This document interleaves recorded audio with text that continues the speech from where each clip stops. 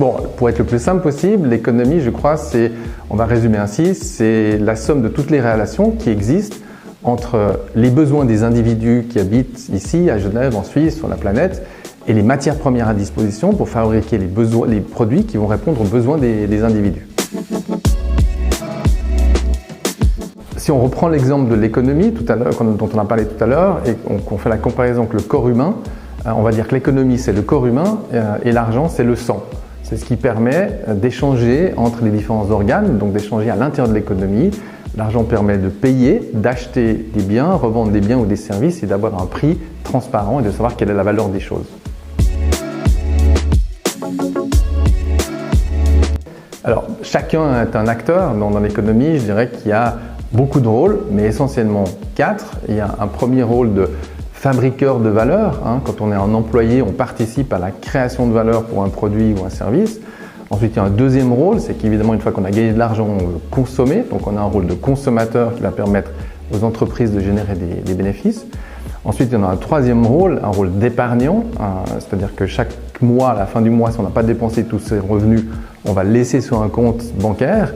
Et cet argent va permettre de financer des gens qui ont besoin d'argent pour investir ou dépenser dans d'autres domaines. Et finalement, il y a un quatrième rôle, c'est un rôle de citoyen, puisque en principe, chaque citoyen paye ses impôts et avec ses impôts finance l'activité de l'État qui va normalement dépenser dans l'infrastructure nécessaire et dans la redistribution des richesses locales. Absolument, la banque collecte l'épargne des différents individus et grâce à cette épargne, elle peut la reprêter à d'autres qui en ont besoin. Et c'est le rôle principal d'une banque, c'est d'être à l'intermédiaire entre ceux qui ont de l'argent et ceux qui en ont besoin.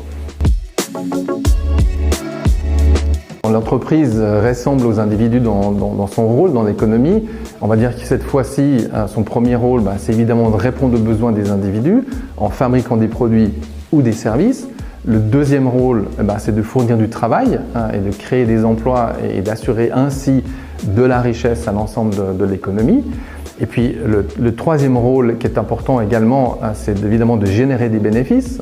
L'entreprise est faite pour faire des bénéfices qui permettront ensuite d'être réinvestis dans des nouvelles technologies, dans des nouveaux moyens de production ou de développer l'emploi. Et donc le quatrième rôle de l'entreprise, c'est aussi de payer des impôts sur ces bénéfices qui permettront le fonctionnement de l'État, la redistribution des richesses et le maintien d'une infrastructure de qualité. Bon, donc comme on a vu, l'épargne permet d'accéder au crédit à d'autres personnes via le système bancaire. En revanche, pour soi-même, il y a deux types d'épargne, je pense, presque nécessaires. Il y a une épargne de précaution, parce qu'effectivement, il peut arriver un accident dans la vie, perdre son emploi, et on a besoin d'un peu d'argent de côté pour pouvoir vivre pendant quelques temps. Ça, c'est l'épargne de précaution. Et puis ensuite, il y a une épargne investissement, qui est une épargne plutôt pour le long terme, qui va permettre de faire gonfler son épargne retraite pour pouvoir disposer d'un capital important lorsqu'on prend sa retraite.